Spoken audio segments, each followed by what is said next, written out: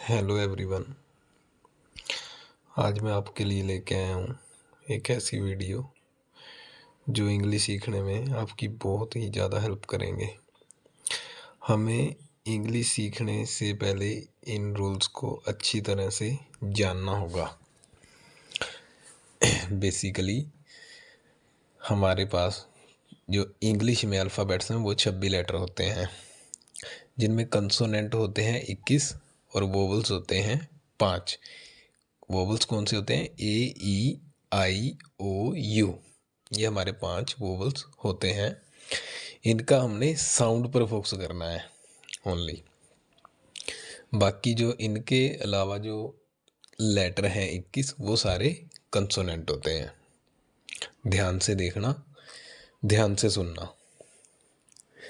अब हम बात करते हैं, जैसे जब कभी भी आई का प्रयोग होगा, मैं का प्रयोग होगा, वहाँ हमेशा प्रेजेंट में, अगर बात प्रेजेंट की हो रही है, प्रेजेंट में आई के साथ हमेशा एम, हैव और डू का प्रयोग करेंगे।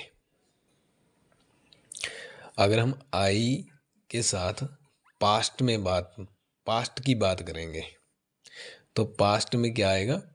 आई के साथ वॉज, हैड और डिड। ऐसे ही फ्यूचर में बात करेंगे, फ्यूचर में विल का प्रयोग करेंगे और शैल का प्रयोग करेंगे। शैल का तो वैसे आमतौर पर अब प्रयोग बहुत ज़्यादा कम होता है, तो हमेशा हम ज़्यादातर यूज़ विल का ही प्रयोग करेंगे। और जहाँ बात वह की आ गई, वह में ही, शी, इट, नाम, कोई भी एक वस्तु, तो उसमें हम प्रेजेंट में ही इन सब के साथ इज का प्रयोग करेंगे, हैज़ का प्रयोग करेंगे, डज का प्रयोग करेंगे प्रेजेंट में, प्रेजेंट टेंस की बात में। और पास्ट में इनके साथ वोज, हैड और डिड का प्रयोग करेंगे। ध्यान से देख लो। और अगर फ्यूचर की बात आए तो फ्यूचर में हमेशा विल का ही प्रयोग रहेगा इन सब के साथ, चाहे वो ही हो, चाहे शी हो, चाहे इट हो, चाहे कोई सिंगल नाम हो। ऐसे ही अगर यू की बात आ जाए, यू में प्रेजेंट टेंस में हमेशा आर, हैव और डू का प्रयोग करेंगे। पास्ट में ऐसे ही वर्क का प्रयोग करेंगे, हैड का प्रयोग करेंगे, डिड का प्रयोग करेंगे।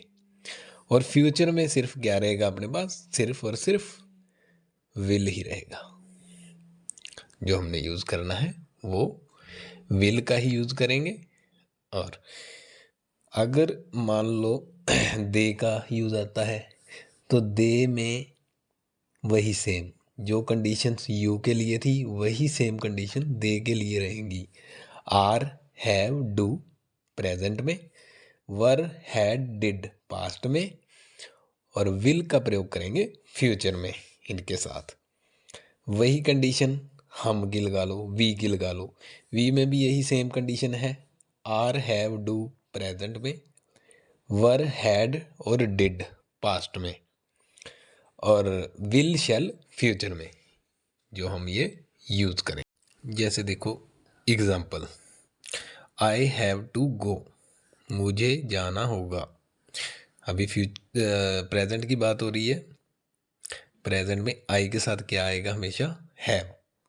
आई हैव टू गो। ऐसे ही वो एक क्रिकेटर था मतलब पास्ट में था, पहले था, अब नहीं है, पहले था।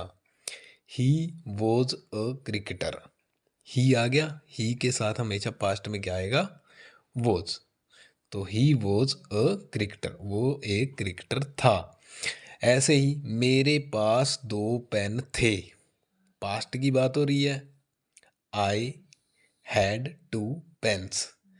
आई के साथ पास्ट में क्या आएगा? हैड। I had 2 pens. ऐसे ही वह एक अच्छा लड़का है, वह एक अच्छा लड़का है। यह बात प्रेजेंट की हो रही है। He is a good boy. He के साथ क्या आ गया? इज। ऐसे ही मैं एक नई मोटरसाइकिल लाऊंगा, मतलब कि अभी लाया नहीं, लाऊंगा। लाऊंगा का क्या होगा, मतलब बात फ्यूचर की हो रही है, इसलिए I will get a new bike. I will get a new bike. तो ये था जो बिल्कुल बेस है इंग्लिश का, जिसके हमें बहुत ज़रूरत है समझने की अगर हमने आगे लेसन्स में इंग्लिश सीखनी है। हमने टेंस सीखने हैं, कंजक्शन, मतलब मोडल्स, सब अगर ये सीखने हैं तो सबसे ये जो बेसिक है इंग्लिश का, ये सीखना बहुत ही ज़्यादा ज़रूरी है। और हमने इस चीज़ पर ध्यान देना है, अच्छे से प्रैक्टिस करनी है। और आगे मैं आपके लिए टेंस पर वीडियो लेकर आऊँगा। टेंस भी अकेले अकेले टेंस की अच्छी तरह वीडियो बनाकर आपके लिए डालूँगा, जो कि आपको इंग्लिश सीखने में बहुत ज़्यादा आसानी होगी। Thank you.